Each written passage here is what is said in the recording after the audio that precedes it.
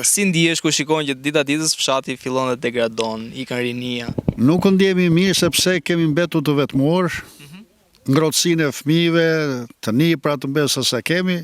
Kanë ikur gjithë. Kanë ikur jashtë shtetit për një mirëqenie më të mirë. Këtu s'ka kushte. Punësim nuk ka, edhe kështu që janë detyruar.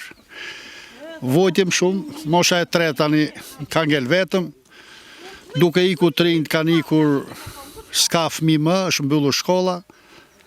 Në rinin tuaj, sa fëmijë ka pas shkolla? Në kohë shumë përpara ka pasur një popullsi prej 650 frymësh, 115 shtëpi dhe gati 120 nxënës.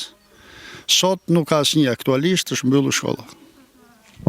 120 nxënës dhe është mbyllur shkolla. Po, s'ka asnjë nxënës më shkollë. Për të qarë është, po s'kemi ç'a bëjmë, se mosha e re prodhuese ka ikur.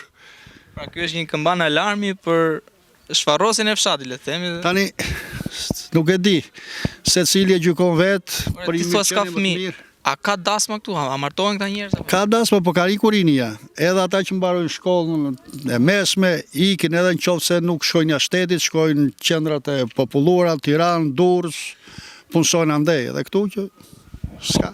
Çunat e zonës këtu, pse nuk martohen edhe kthehen prapë në fshat punojnë këtu?